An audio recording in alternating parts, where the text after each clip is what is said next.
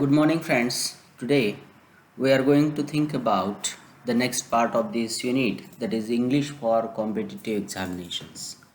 Friends, in this unit up to this moment, we have seen that how synonyms are very much important to develop the vocabulary of the students, how antonyms are useful to understand the meaning and the use of the word in different contexts. One word substitution is also very important to understand the meaning and the context of that particular word. Now we have to turn to the next part, that is of grammar or tense form. Here you are going to think about the various forms of different tenses. In present tense there are four subtypes, in the past tense there are four subtypes, and in the future tense there are also again four subtypes. So earlier we have seen the use of simple present tense, and now we'll think about the present continuous tense. Present present continuous tense is a statement or sentence where this formula is used. See how or what kind of formula is used in present continuous tense, that is subject plus M is R plus verb plus ing. It means that here the auxiliary verb is given. In addition to that, the root verb is added by ing form. It means that if the process is shown to be continued for some times or to some period, at that time ing form is necessary. आता present continuous टेन्सचा वापर करत असताना त्याचे उपयोग काय आहेत हे आपण लक्षात घेणं गरजेचं आहे. Present continuous tense is used to express an action going on at the time of speaking. Means the action which is going on continuously, that is a part and parcel of the present continuous. Then to express the planned action in immediate future, means in nearby future, if you want to plan a particular, if you want to do a particular thing, that it can be used, it can be presented with the use of the present continuous. Verbs of the perception normally should not be used in the continuous form. See, touch, test, love, know etcetera. This verbs are the verbs of perception, म्हणजे ज्याच्यातून आकलन होतं, taste आपल्याला येते किंवा चव येते किंवा प्रेमाची भावना आहे, अशा पद्धतीच्या वेगवेगळ्या ज्या भावना आहेत त्या भावना आपल्याला प्रेझेंट कंटिन्युअस टेन्समध्ये वापरता येत नाहीत, कारण these are the words of perception, verbs of perception, आणि त्यामुळं यांचा वापर करू नये असा एक साधारण नियम यामध्ये आपल्याला पाहायला मिळतो. Present perfect tense. Here you will find that the present perfect tense gives us the opportunity to refer to the action completed at the time of speaking. इथं ती कृती पूर्ण झालेली आहे, वर्तमान काळामध्ये ती कृती पूर्ण झालेली आहे असा त्याचा त्या ठिकाणी अर्थ लक्षात येतो. उदाहरणार्थ बघायचं झालं तर दे हॅव व्हिजिटेड ताजमहल. आता हॅव किंवा हॅज झालं की आपण म्हणतो वर्तमान काळ आहे, बरोबर आहे. मूळ क्रियापद त्याचं पास्ट पार्टिसिपल वापरलं गेलं तर त्या ठिकाणी तो देखील वर्तमान काळातला भाग आहे आणि तो इंडिकेट काय करतो तर ती कृती पूर्ण झालेली आहे. व्हिजिटेड, त्यांनी ताजमहलला भेट दिली. आता या ठिकाणी त्याने ताजमहलला भेट दिली आहे असं ज्यावेळी आपण म्हणतो त्यावेळी वर्तमानकाळी वाक्य आहे, हॅव हॅजचा वापर केलेला आहे आणि क्रियापदाचं तिसरं रूप त्या ठिकाणी वापरण्यात आलेलं आहे. तर हे आहे प्रेझेंट परफेक्ट टेन्सचं वैशिष्ट्य, त्याचे फॉर्म्युला तुम्ही लक्षात घेतला असेल. आता त्यानंतर सिम्पल पास्ट टेन्स. मित्रांनो, सिम्पल पास्ट टेन्सचा फॉर्म्युला फार सोपा आहे, लक्षात घेण्यासारखा आहे. Subject plus was were, was were ज्यावेळी येतं त्यावेळी आपण भूतकाळ असं समजून जातो, आणि past tense of the verb form म्हणजे मूळ क्रियापदाचा भूतकाळी रूप त्या ठिकाणी वापरलं की आपण तो सिम्पल पास्ट टेन्स आहे असं म्हणू शकतो. It is used to denote the action took place in the past. For example, we got independence on 15th August 1947. We got, we not, त्या ठिकाणी गेट नाही आलेलं, वी गॉट म्हणजे पास्ट टेन्स फॉर्ममध्ये त्या ठिकाणी वापरलेलं क्रियापद आपल्याला काय इंडिकेट करतं, काय दर्शवतं, तर ही भूतकाळी क्रिया आहे, घडून गेलेली गोष्ट आहे. It also denotes a habitual action in the past, म्हणजे एखादी गोष्ट सवयीची जी भूतकाळात सुद्धा होती ती देखील यातून समजू शकतो आपण. दे studied and planned for years. Studied आणि प्लॅन्ड म्हणजे मूळ क्रियापदाचं त्या ठिकाणी भूतकाळी रूप या वापरलेलं आपल्याला पाहायला मिळतं. आता past continuous tense. Like the present continuous tense, past continuous tense also shows due to the ing form the process continued in past. एखादी गोष्ट भूतकाळात झालेली आहे, एखादी गोष्ट भूतकाळात चालू आहे किंवा चालू होती अशा अर्थानं ज्यावेळी आपल्याला बोलायचं असतं त्यावेळेस आपण पास्ट कंटिन्युअस टेन्सचा वापर करू शकतो. While my mother was cooking my father was reading the newspaper. माझी आई ज्यावेळी स्वयंपाक करत होती त्यावेळेस माझे वडील पेपर वाचत होते. दोन्हीही भूतकाळातल्या क्रिया आहेत आणि वॉज कुकिंग आणि वॉज रीडिंग हे इंडिकेट काय करतं, तर भूतकाळामध्ये त्या दोन्ही क्रिया चालू होत्या किंवा त्या गोष्टी कंटिन्यू होत्या हे त्या ठिकाणी आपल्याला लक्षात येतं. Past perfect tense. आता इथं मूळ क्रियापद आहे subject plus had plus past participle of the verb form. Example आपण बघूया. He had seen many foreign cities before he return home. बघा काय वाक्य, he had seen, subject he आहे, हॅड सीन म्हणजे सॉ सीन क्रियापदाचं तिसरं रूप आहे आणि शेवटी काय आहे, ही had seen many foreign cities before he return home. माघारी येण्यापूर्वी त्यानं परदेशातील अनेक शहरांना भेटी दिल्या होत्या. आता इथं पास्ट पार्टिसिपल वापरल्यामुळं ती क्रिया पूर्ण तर झालेलीच आहे, परंतु हॅडमुळं काय इंडिकेट होतं, तर ती भूतकाळातली क्रिया आहे आणि ती पास्टमध्ये पूर्ण झालेली आहे, भूतकाळातच पूर्ण झालेली दिसते. तर अशा पद्धतीनं ह्या पास्ट परफेक्ट टेन्सचे त्या ठिकाणी उपयोग आपण पाहिलेले आहेत. Past perfect continuous tense. पास्टमध्ये भूतकाळामध्ये एखादी गोष्ट चालू आहे हे दाखवण्यासाठी या ठिकाणी त्या ठिकाणी पास्ट परफेक्ट कंटिन्युअस टेन्सचा वापर केला जातो. इथं सब्जेक्ट फॉर्म्युला लक्षात घ्या, subject plus had been plus verb plus ING आहे. When we saw her in 2000, she had been living in Mumbai for 8 years. बघा ती मुंबईमध्ये 8 वर्षापासून राहत होती ज्यावेळी आम्ही तिला पाहिलं होतं त्यावेळेस. लक्षात. तर अशा पद्धतीनं आपण प्रेझेंट टेन्स बघितला, पास्ट टेन्स बघितला. Same is the case with future tense. Simple will just go to the formula and will go forward. Simple future टेन्समध्ये subject plus shall oblique will plus verb, म्हणजे हा formula आपण लक्षात ठेवणं गरजेचं आहे. जर आपल्याला हा फॉर्म्युला लक्षात राहिला तर आपण त्यावरती वाक्य तयार करू शकतो. सिम्पल फ्युचर टेन्सचं वाक्य आहे, we shall buy a new TV next month. पुढच्या महिन्यात आपण नवीन एक TV बाय करूया किंवा घेऊया. फ्युचर कंटिन्युअस टेन्स याचा फॉर्म्युला आहे subject plus shall will have past participle of the verb. Means या ठिकाणी शॅल विल हॅव आणि past participle of the verb मूळ क्रियापदाचं तिसरं रूप. बघा we shall be playing football tomorrow afternoon.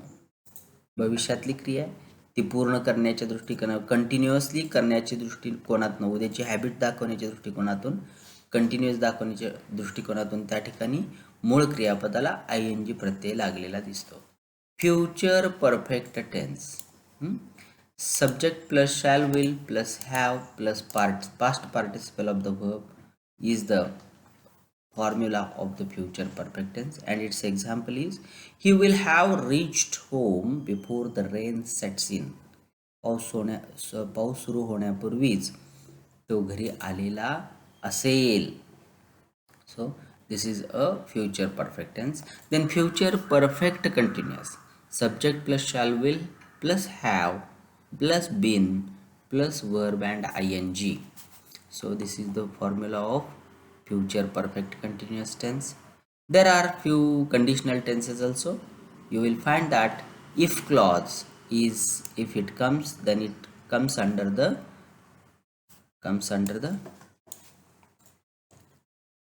future conditional clause. So if he is also given here. Conditional clause is also given here. Let us see one example. If I get any news, I will tell you. बघा, जर मला काही बातमी मिळाली तर मी तुला ती देईन किंवा मी तुला ती सांगेन. याचा अर्थ काय, हा कंडिशनल क्लॉज आहे. म्हणजे जर पहिली गोष्ट झाली तर आणि तरच दुसरी गोष्ट होईल. पहिलीच जर झाली नाही तर दुसरी होणारच नाही. If I get any news, मला जर काही बातमी मिळाली तर मी तुम्हाला ती देईन. याचा अर्थ काय, जर मिळालीच नाही तर तुम्हाला ती मिळणार, तुम्हाला तुमच्यापर्यंत ती पोहोचणार नाही. आलं लक्षात. Conditional clause is like this. Now will turn to the active and passive voice. आता इथं there are two types of the voices. Active voice emphasises the doer of the action. Ram kills the snake. Okay, या ठिकाणी रामानं सापाला मारले असा त्याचा अर्थ आहे. इथं ॲक्टिव्ह व्हॉइसमध्ये सब्जेक्ट हा प्रॉमिनंट असतो, तो वाक्याच्या सुरुवातीला येतो आणि तो एखादी कृती करत आहे हे त्या ठिकाणी दिसतं. आता पॅसिव्ह व्हॉइसमध्ये हेच वाक्य काय होतं बघा, अ snake is killed by Ram. आता या ठिकाणी काय बदल झाला, या ठिकाणी कर्ता बदलला. म्हणजे पहिल्या वाक्यामध्ये राम किल्स द स्नेक, इथं कर्ता राम आहे, किल्स हे क्रियापद आहे, द स्नेक हे ऑब्जेक्ट आहे. परंतु दुसऱ्या वाक्यामध्ये अ snake is killed by Ram, ह्याच्यामध्ये कर्ता किंवा सब्जेक्ट काय आहे, अ स्नेक आहे, क्रियापद इज किल्ड आहे आणि राम हा त्या ठिकाणी ऑब्जेक्ट बनलेला आहे. म्हणजे साप रामकडून मारला गेला, ह्याच्यामध्ये साप हा प्रॉमिनंट होतो किंवा महत्त्वाचा होतो किंवा तो सब्जेक्ट होतो. आता इथं याचा काय इफेक्ट होतोय ते बघा. When a sentence is transform from active to passive, the object of the active verb becomes the subject of the passive verb. मी मगाशीच बोलल्याप्रमाणे पहिल्या वाक्यामध्ये जो ॲक्टिव्ह वर्ब आहे ते तुम्हाला पॅसिव्ह वर्ब त्या ठिकाणी झालेलं दिसेल. For example, I promise you हे ॲक्टिव्ह स्टेटमेंट आहे. You are promised by me, it shows the passive structure or passive verb form of the sentence. Okay, now let us turn on to the next part. Here more examples are given. Let us see one example. Active statement is I drink coffee and passive is coffee is drunk by me. Okay, many examples are here, so we are not going to see the details of these examples. Okay, so now let us turn on to the next part, that is prepositions. Prepositions are unique to English. A preposition is a word placed before a noun or pronoun to show its relation to a verb, an adjective or another noun. The most common and frequently used prepositions are preposition of time, preposition of place and preposition of direction. काही prepositions इंग्लिशमध्ये असे आहेत की वेळेला indicate करतात, दिशेला indicate करतात किंवा एखाद्या जागेकडं त्या ठिकाणी इंडिकेशन करतात. अशी प्रिपोजिशन्स इंग्लिशमध्ये आहेत. त्यामधली काही प्रिपोजिशन्स आपण बघणार आहोत. At, on, in, during, by, for and since. These are some of the prepositions which are showing the time, preposition of the time. Okay, fine. There is a train at 4 p.m. At is a preposition which indicates the time, so it is called as a time preposition. For example, he will come on Monday. काय वाक्य, he will come on Monday. So the day is indicated, the day is shown by the preposition on. Okay, fine. So these are the prepositions of time. Now we'll turn to the preposition of the place. Okay, fine. Here the preposition of place is in. Mr. John lives at Anant Park in Kolhapur. Here in is a preposition which indicates the place or the location. Okay. My house is beside the lake. त्या तळ्याच्या शेजारी माझं घर आहे. शेजारी, my house is beside the lake. Okay, so beside is also a word of the preposition of the place. Then preposition of the direction. My friend lives across the street from me. माझा मित्र त्या रस्त्याच्या पलीकडच्या बाजूला राहतो. माझ्या घराच्या पलीकडच्या बाजूला. Across. The ducks are eating along the lake. The ducks are eating along the lake म्हणजे त्या तळ्यामध्ये ते बदक त्यांचं अन्न ग्रहण करतात. Meet me at the corner. At is also a preposition which indicates the direction. Okay, fine. So these are the prepositions which are there: time preposition, location preposition, or then direction preposition. Then there are some phrasal verbs. Phrasal verbs are very commonly used in English. A phrasal verb is a verb plus preposition or a verb or adverb having a specific meaning. For example, बघा, to call on means to visit a person. It is a tradition for PM to call on president. म्हणजे प्रधानमंत्र्यांनी राष्ट्रपतींची भेट घेणं ही एक परंपरा आहे किंवा ट्रॅडिशन आहे. बघा, to call on means to visit a person, to meet a person. That is the meaning of this particular phrasal verb. So there are many phrasal verbs. We will think about them one another. Agree to means views or ideas. Okay, I cannot agree to your views on this problem. Agree means to give his or her consent to a particular problem. So there are many phrasal verbs. You will find that a huge number of phrasal verbs are here. Give up means to stop. He has given up smoking.